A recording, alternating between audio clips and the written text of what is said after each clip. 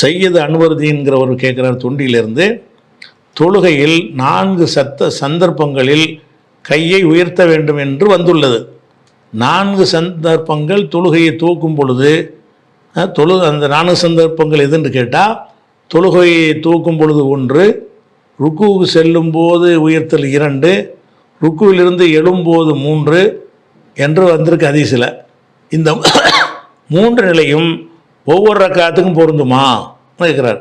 அதாவது 3 தடவை ரசூலுல்லாஹ் கையை உயர்த்துவான்னு வருதுல, ஒவ்வொரு ரக்காத்துலையும் இப்படி 3 தடவை உயர்த்தணுமா, அது அனைத்து ரக்காத்துக்கும் பொருந்துமான்னு கேட்குறார். உங்களுக்கு அந்த ஹதீஸுடைய வாசகத்திலேயே உங்களுக்கு தெரியுது எப்படி வருதுன்னு கேட்டால், நீங்கள் சொன்ன அந்த ஹதீஸுடைய வாசகம், அரபி வாசகம் வந்து புகாரில் 739 ஹதீஸ்.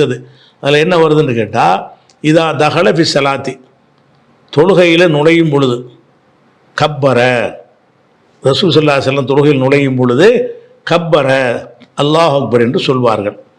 ஓ ரஃபா எதைஹி, சொல்லும்போது 2 கையும் உயர்த்துவார்கள். இது தக்பீர் கட்டி முதல்ல தொழுகையில் ஸ்டார்டிங் பண்ணும்போது. ஒய்தா ரக்கா, ருக்கு செய்யும் பொழுது ரஃபா எதைஹி, 2 கைகளையும் உயர்த்துவார்கள். அப்போ ருக்குவுக்கு போகும்போது இருக்க கையை உயர்த்திடுவாங்க. ஒய்தா கால சமியல்லாஹு லிமன் ஹமிதான்னு சொல்லும் பொழுது ரஃபா எதைஹி, அப்பவும் கையை உயர்த்துவாங்க. 3ஆச்சா? இதில் வந்து 2ஆவது ரக்காத் இருக்குல்ல, அதில் இந்த 3 வருமா? வராது. ஏன் வராதுன்னு கேட்டால், அதில் வந்து என்ன செய்யலை, அந்த தக்பீர் கட்டுறதுங்கிறது வரல. முதல் ரக்காத்தில் மட்டும்தான் தக்பீர் கட்டி தூங்குதல்ங்கிற தக்பீர் வரும், அடுத்த ரக்காத்தில் வராது. அதே நேரத்தில் ஒய்தா காம மின ரக்காத்தைனி, 2 ரக்காத்தை முடித்து விட்டு எந்திரிக்கும் பொழுது ரஃபா எதைஹி, ஏன்னா அத்தையாத்தில் உட்காந்துடும்ல, ஏறக்குறைய ஒரு பாதி தொழுகை முடித்த மாதிரி ஒரு அர்த்தம் வந்துடுது அதில். அப்போ 2ஆவது முடிச்சுட்டு எந்திரிக்கும் போது அல்லாஹ் அக்பர் கையை உயர்த்தி கட்டிக்கொள்வார்கள். அப்போ முதல் ரக்காத்தை முடிச்சுட்டு 2ஆவதுக்கு எந்திரிக்கிறோம்ல, அதுக்கு கையை உயர்த்தல் கிடையாது.